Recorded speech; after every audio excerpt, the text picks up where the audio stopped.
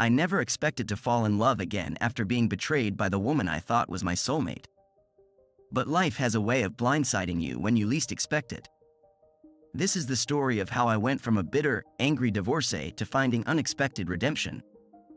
It's a tale of shocking betrayal and a journey that took the most unexpected turn when I found myself with a woman half my age. But to understand how I ended up in bed with the young lady, unaware of the shocking connection we shared, we need to go back to the beginning, back to when I thought I had it all figured out. Our life was good for a couple of years, maybe even better than our honeymoon days. Emma seemed happy, but not quite content.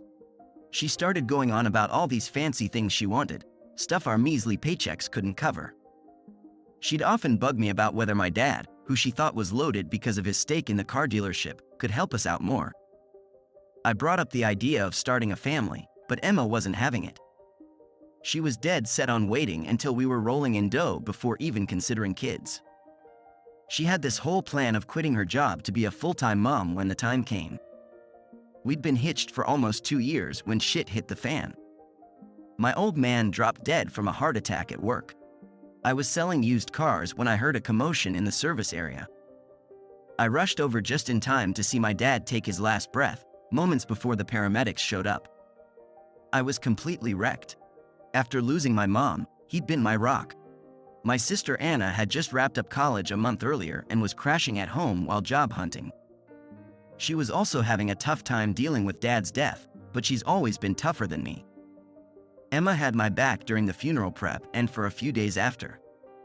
She didn't shed tears like Anna and I did, but she was there for me. But once the dust settled, she started pestering me about Dad's will and when it would be made public. It pissed me off, and I told her as much, but she kept at it. About 2 weeks after Dad kicked the bucket, Emma, Anna, me, and an aunt and uncle from out of town showed up for the will reading. I think we were all floored to find out Dad's share of the dealership was a measly 3% and he had a second mortgage on the house. Turns out he'd used the mortgage money to buy his piece of the dealership. Long story short, after his share was sold to the big boss at a price we couldn't haggle over and the mortgage was paid off, Anna and I were each left with about 10 grand. Emma didn't say a word, but I could practically see steam coming out of her ears. That was the end of her sympathy and support. She turned into a completely different person after that. I tried my best to rekindle our relationship, but Emma was cold as ice. 3 months after the will reading, I came home to our crappy apartment to find Emma gone and a note sitting on top of a stack of papers. The note was brutal. "Hey Alan, I want kids, but you can't support them the way I want. I'm out. I've taken more than half the cash from our pitiful bank account since I'm leaving you all the furniture. Don't try to reach me. Call my lawyer if you need anything. His name's on the divorce papers under this note. Good luck, Emma." Yeah, that's exactly what was under the note. A stack of papers asking for a divorce because we just couldn't see eye to eye anymore. I guess that meant I wasn't the cash cow she thought I'd be, so I wasn't worth sticking around for. I was just her first stepping stone to a better life. I tried to get in touch with her, but her lawyer kept insisting she didn't want to talk to me. My heart was in pieces because I really did love this woman. How could I have been so blind to the fact that she never loved me back? Thank God Anna was still in town and had a decent job. Since I couldn't afford the apartment on my own anymore, I sold off the furniture and crashed with her for a bit. If it wasn't for Anna, I probably would have lost it completely. For the next 6 weeks, I just went through the motions. Then I found out through the grapevine that Emma was shacked up with some loaded property developer and sporting maternity clothes. Now I was really pissed. I called her lawyer again and demanded to see Emma. He hit me with another bombshell. "Actually, Mr. Easton, I was about to call you. Emma's pregnant and is going to change her divorce petition to ask for child support." I was stunned all over again. I just signed off on a no-contest divorce, splitting our finances the way Emma had already worked out, with no alimony either way. In that moment, something in me snapped. "No more Mr. Nice Guy," I growled at her lawyer. "Tell that goddamn gold digger if she tries to get child support, I'll demand a paternity test right away and pull my consent for the divorce. I've heard there are ways to check paternity before the kid's even born. If it turns out to be mine, I'll foot the bill for the test. If not, she's paying for it and I'm filing for divorce on grounds of adultery and demanding child support and a new split of our assets. Got it, asshole? I yelled, slamming down the phone. I never got any official papers asking for child support because I knew damn well that baby wasn't mine.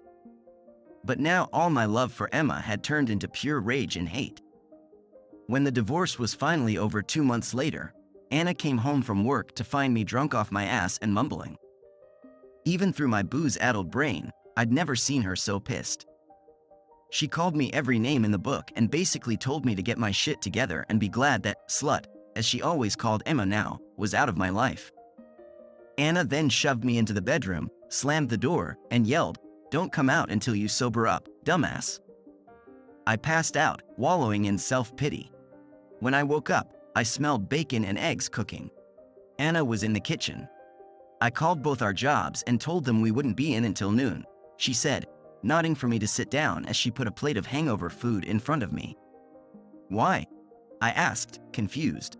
"Because we're gonna have a chat, and it's probably gonna take a while to get through your thick skull what you need to do." "That's why," she said. Like I said, Anna was tough as nails. Within 2 hours, Anna had convinced me that I needed to move at least 500 miles away, get at least an associate's degree by going to community college at night, and either get over this bitch or get some professional help if I couldn't.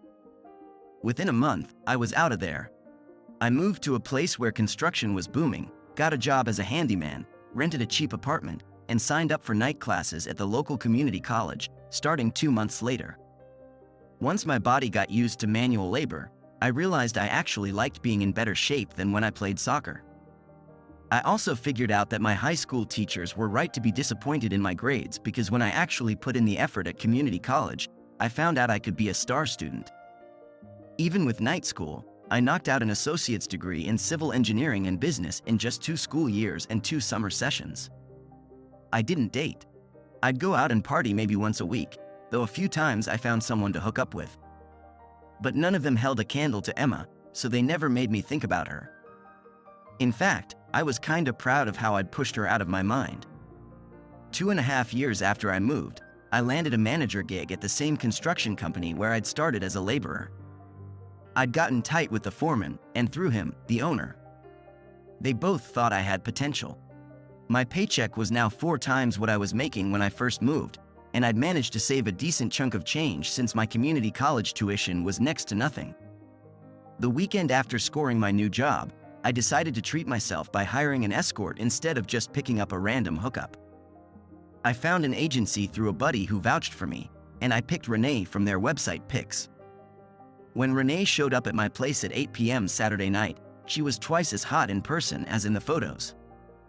She locked the door behind her, and we sized each other up without saying much beyond, "Hi, I'm Renee," and "Hey, I'm Alan." Surprisingly, it wasn't awkward at all. My 2 wild nights with her brought up an unexpected problem. I started thinking about Emma again. I remembered how awesome my life had been back then, and how royally I'd been screwed over. All that anger and hate came flooding back. When my friends started calling me out for being an asshole, I realized what was up. My sister Anna told me I needed to see a shrink. After a year of sessions, my therapist, Dr. Bennett, told me I had more anger than any sane patient she'd ever had. Regular therapy wasn't enough. She said only a major event would snap me out of it.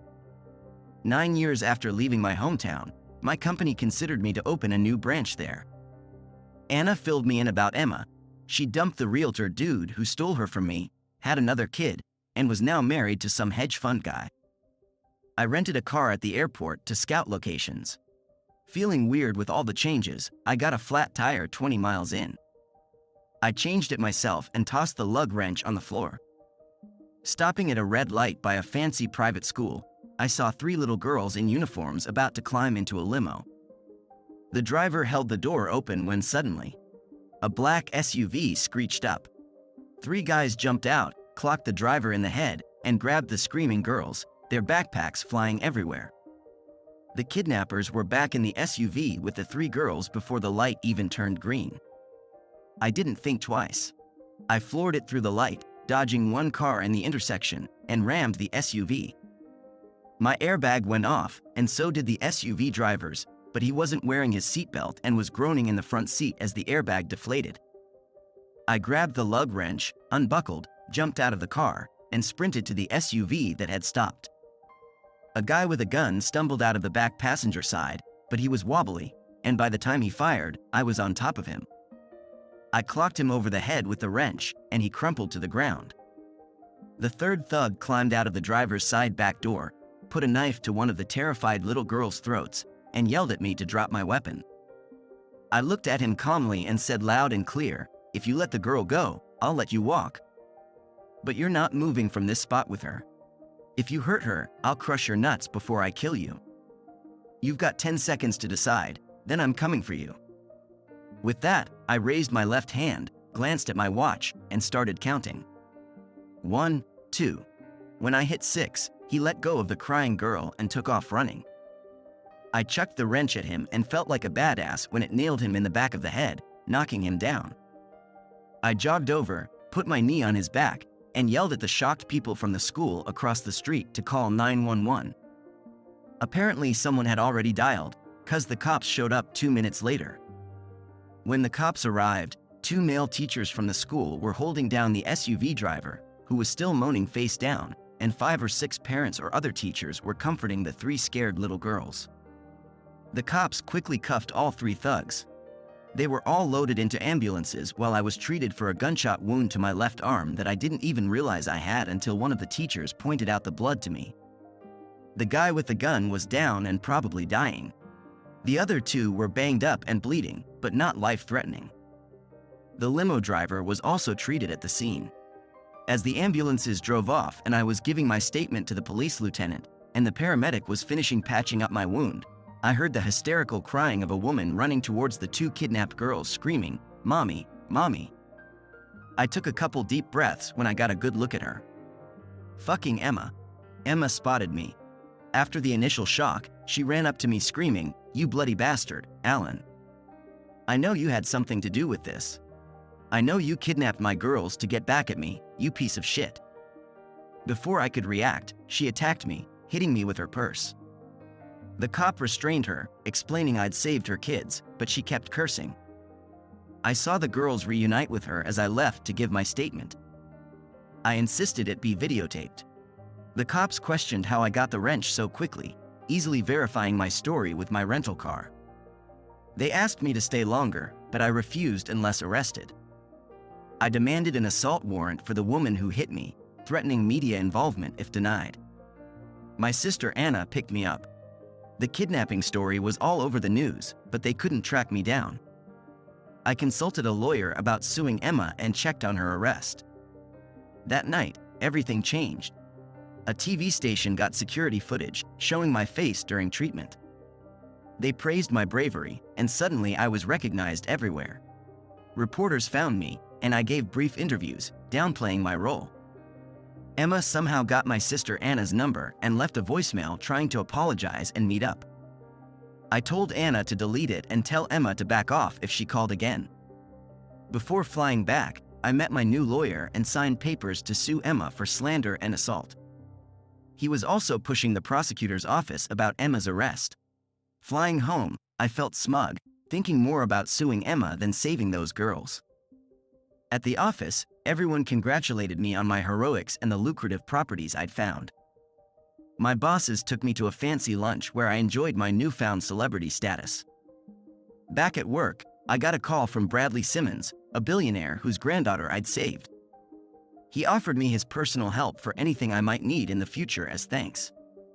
He also took care of my wrecked rental car situation. I called the rental company and spoke with the president, Catherine Thames.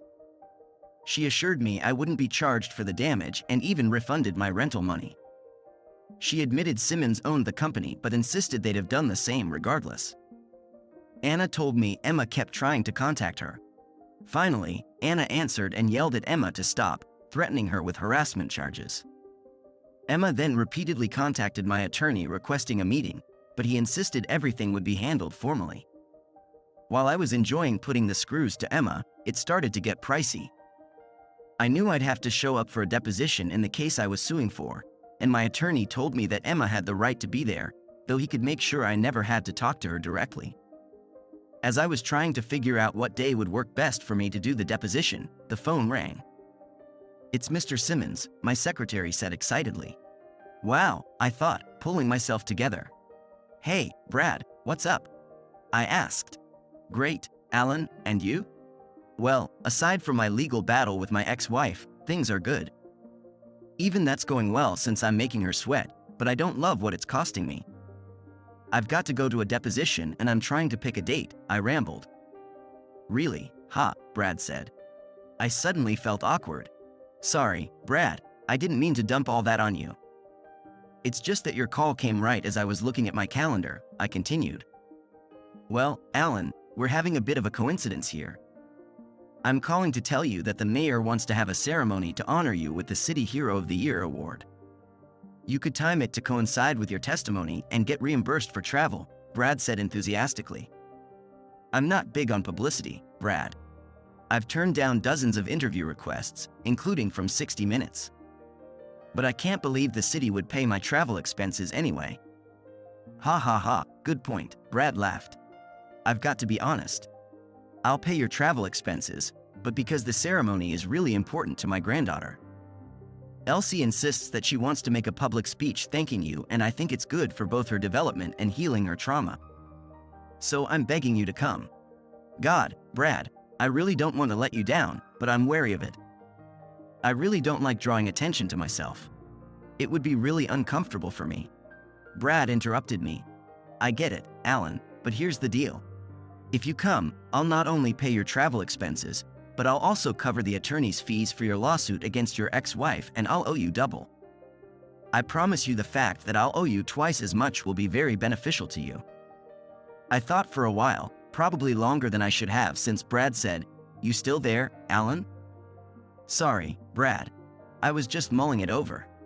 Actually, you've made it impossible to say no, but you really don't have to pay my attorney fees."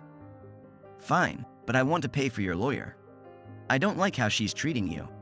I didn't know you'd filed a lawsuit, but now that I do, I want to help. My secretary will give you instructions to pass on to your attorney and provide you with the potential dates for the ceremony. Looking forward to seeing you, Alan." "Thanks, Brad," I replied cheerfully. Life was looking up.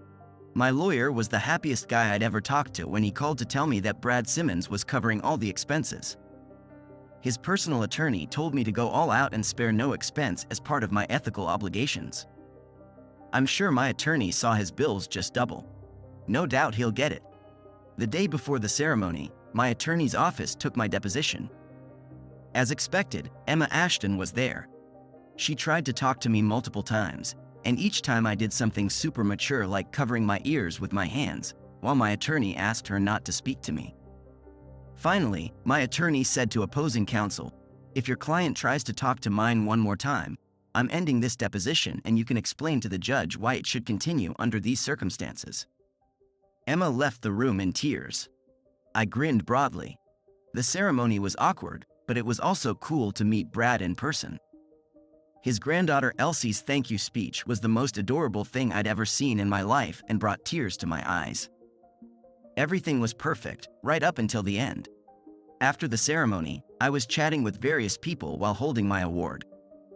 When I had just finished talking to the mayor and turned to leave, there stood Emma, Emma's second husband, and Emma's current husband, Kevin Ashton. I hadn't even realized they were there. I was shocked enough that Emma blurted out, "Alan, I really want to thank you for saving my girls," and I cut her off. Facing her, I said in a low voice, "Screw you, Emma. If I'd known they were your kids, I never would have saved them."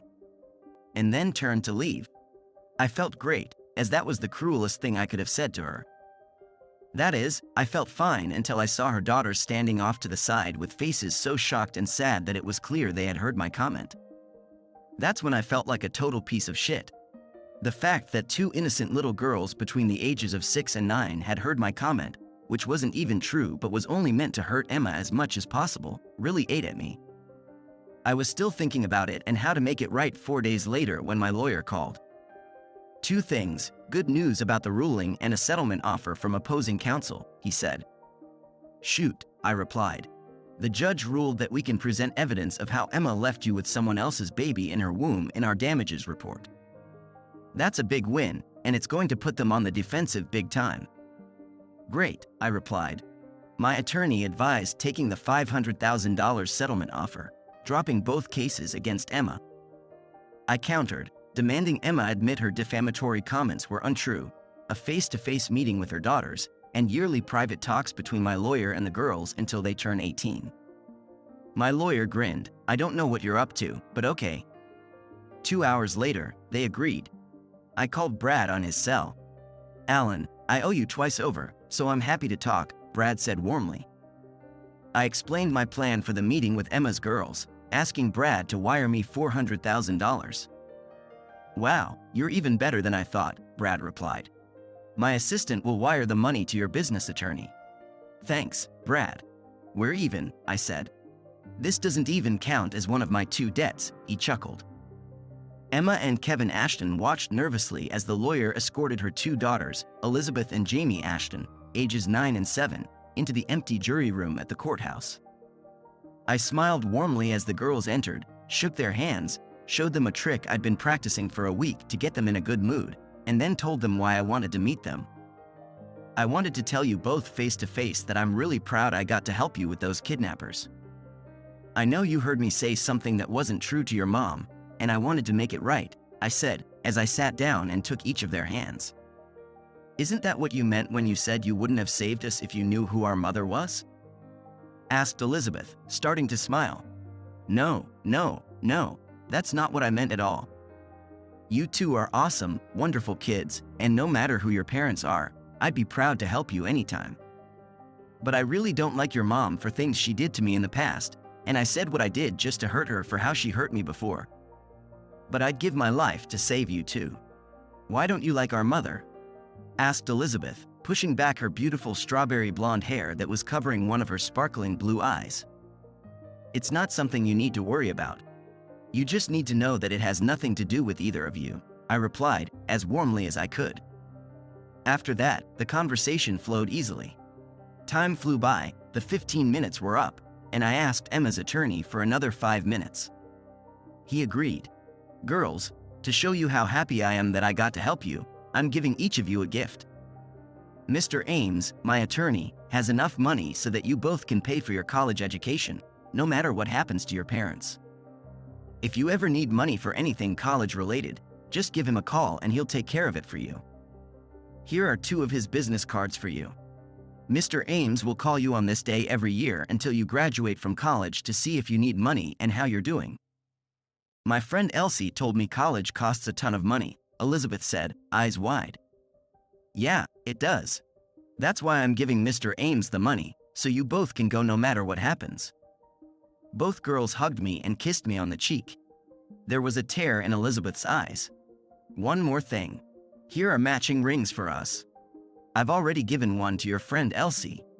They're supposed to show that we have a forever friendship because I helped you and you've helped me by giving me more joy than I could ever imagine, having had the honor of helping you, I said. With that, I slipped a multicolored plastic ring on the ring finger of each of their right hands, even though it was too big for them, and put another identical ring on my right pinky finger. They smiled, gave me another hug and kiss, and left the room. Emma's lawyer was floored. He almost fell over when he looked at his copy of the trust agreements that set aside $200,000 for each of the girls to be doubled in 10 years and put in trust for their education, with the rest going to them when they graduated college. I was a bit shaken up, so my attorney and I sat in the jury room for about 5 more minutes before getting up to leave. When we walked out, it was clear that Emma's attorney had explained to her and her husband what had gone down, and she was sobbing on the verge of passing out. To any normal person, this would mean that she was blown away by my generosity and knew that even though I hated her, I loved her kids a lot. Whether those were really her emotions, I'll never know, because I just walked away, giving a little wave to Elizabeth and Jamie. Right after my 42nd birthday, I moved back to my hometown. In the 12 years since I'd settled my lawsuit against Emma, I'd seen my therapist once a year, by which time she said that my hatred and anger toward Emma was totally under control. But I still wasn't in a serious relationship. This bugged my shrink, but she had no solution other than the possibility of some lucky break that would help me get over this last hurdle. I'd been working for Brad Simmons on special projects for the past 11 years and was pretty close to becoming a rich man myself. Now Brad was pushing me to open a business for him in my hometown. Since I didn't have the fear of running into Emma that I had 12 years ago, I was looking forward to it because I could see Anna, Jeff, and my awesome 11 and 9-year-old niece and nephew way more often. As part of the process of setting up a new business, I hired a PR firm. A 22-year-old woman named Betsy Destino was assigned to me. At first I was bummed that they'd given such a young person, fresh out of college, to my account, though the president of the PR firm swore she was the best person for the job and that he'd replace her if I wasn't happy. When I met Betsy, I was shocked. At first she seemed familiar, but I soon realized that I couldn't have seen anyone like her before. She was the most gorgeous woman I'd ever seen in real life, aside from Emma and Renee. She had long blonde hair, sparkling blue eyes, a cute upturned nose, full lips, a body like out of Sports Illustrated swimsuit edition, and she was the definition of bubbly and friendly. Betsy was also a hard worker and had great ideas. I spent more time with her than I should have because I was just fascinated by her. But the company got off to a killer start as a result. Almost every day I asked myself, why couldn't I have met someone like her when I was 21? Her habit of touching my arm when she laughed almost made me cream my pants. When her 3-month contract with the PR firm ended, it was a sad day for me. I would have loved to keep her on the job, but her company had other plans for her and I couldn't justify it if Brad asked me about it. As Betsy and I said our goodbyes in my office, she rocked my world. "Now that I'm not working for you anymore, you could take me out to dinner and a show," she said, looking me straight in the eye like a cobra. I stammered. Before I could answer, she hugged me tight, whispered in my ear, "Call me or I'll haunt you," and then, parting her lips, slipped a piece of paper with her cell number into my hand. That evening, I invited myself over to Anna's house for dinner. The kids were pumped to see me and the gifts I brought them. "Stop spoiling them," Anna scolded as they ran around the house clutching their latest treasures from Uncle Al. After dinner, as Jeff was putting the kids to bed, Anna said, "What's up?" "I know that look. You want to talk?" "Yeah, I do," was all I said as we walked hand in hand into the living room. Anna was the only person on earth I trusted to be completely honest with me. Our love for each other was so deep that nothing could break it, allowing us to be totally frank. I told her about Betsy for the first time, even showing her a picture. "I think I've seen this woman, but I can't place her," she said, looking puzzled. "She's obviously a 10 in the looks department. And her personality matches her appearance." I picked up on that. Then I told her what Betsy had said to me and showed her the piece of paper with her phone number and a little heart on it. "Anna, be straight with me. Is it possible this woman actually finds me attractive? I'm more than 20 years older than her and she could probably get almost any straight guy she wants." Anna looked at me intently. Then she replied seriously, "Alan, you're good looking, in great shape, and loaded. It's possible. True, the odds are still less than 50-50, but it's worth a shot. In fact, I'd say if you don't try, you're a fucking idiot. Just don't get your hopes up too high and keep your expectations realistic every step of the way." I grinned, stood up, pulled Anna to her feet, and gave her a big hug and kiss. "Anna, you're the best. Thanks for the grub. I gotta make a phone call." I walked out of the house to Anna's laughter as she closed the door behind me. When I went on my date with Betsy that Saturday night, I was nervous as hell. Within 5 minutes, she had me at ease with her smile, sparkling eyes, easy conversation, and touching. Lots of touching. We had an awesome dinner. The conversation flowed like we were old friends. She held my hand for most of the show. As we were driving home, she put her hand on my thigh and said, "How about we spend the night at your place?" Her look could have melted steel. When we got to my condo, we went straight to the bedroom. The next 14 months were the best of my life. Although Betsy occasionally reminded me that we weren't exclusive and that if she ever got engaged, our thing would end, she was the most loving, most beautiful, aggressive, vibrant woman in history. She was a virtual goddess. Betsy usually went on dates on Fridays and Saturdays, and sometimes went on weekend trips out of town. We almost never talked about her other lovers. We went to dinners, shows, charity events, and even one 3-day weekend at the most expensive resort on the East Coast. I felt so good and was so satisfied with my life that I started dating, too. I found several women 5 years younger and 5 years older that I enjoyed being with. I never tried to compare them to Betsy, as that would be totally unfair to them. Thursday night, Betsy sat me up in bed and said, "We need to talk."